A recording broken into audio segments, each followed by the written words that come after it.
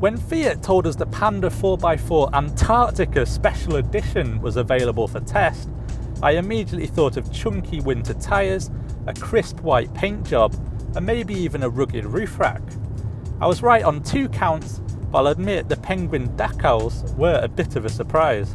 You see, Fiat is celebrating 30 years and 500,000 sales of the Go Anywhere Panda, and it wanted to give its cheeky Super Mini something to make it stand out from the crowd. So, as well as our flightless friend, you also get orange exterior trim, a black roof, and diamond polished alloy wheels for around £700 more than the standard Panda 4x4, which comes in at 15 grand. The interior is rather charming thanks to these squircle gauges. Yes, squircle, that's the name Fiat gives to these rounded circles which cover the dashboard. There's real attention to detail in here. Even this plastic door trim features the word Panda repeated over and over again. You sit surprisingly high up for such a small car, and that coupled with these tall windows gives excellent all-round visibility, taking some of the stress out of city driving. On the downside, there's lots of buttons for the infotainment system, and it just feels a bit cluttered. I even had to consult the manual to connect my phone to the Blue and Me system. But that's small fry compared to how spacious it is in here for front and rear passengers thanks to this exceptionally high roof, as long as you're prepared to sit fairly upright.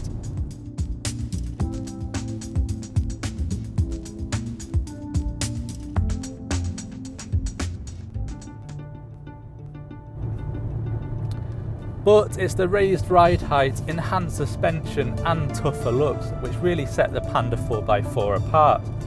It really feels like a Land Rover Discovery that's shrunk in the rain. The suspension is excellent at soaking up bumps, making it feel like we're in a much larger car, but it's not so soft as to allow the body to roll over too much in bends. This version is the 1.3 litre diesel with a 5-speed manual gearbox, which gets from 0 to 62 in a somewhat leisurely 14.5 seconds. If you like a petrol, there's also a 0.9 litre twin-air version available. However, one thing we have noticed is that the gearing is very short. This is first, and then into second, and then third, and we're still only doing 30 miles an hour. Off-road, the four-wheel drive system sends power to the wheel which needs it most, and if one's slipping too much, you can press this button down here for maximum traction. It's quite a unique car because most crossovers like the Peugeot 2008 and Renault Captur only have front-wheel drive.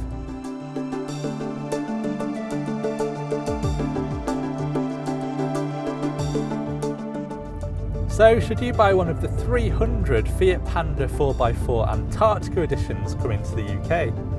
Well, it's got lots of character, it's surprisingly fun to drive, and it's also great off-road. But with very short gearing, rivals like the Hyundai i10 and Skoda Citigo are more refined motorway cruisers.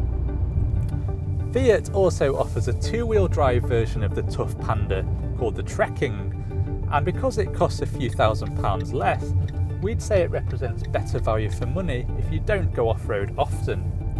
However, if you want a Super Mini and you live on the side of a mountain, this is the car you'll want. Either that, or you just can't get enough of penguins.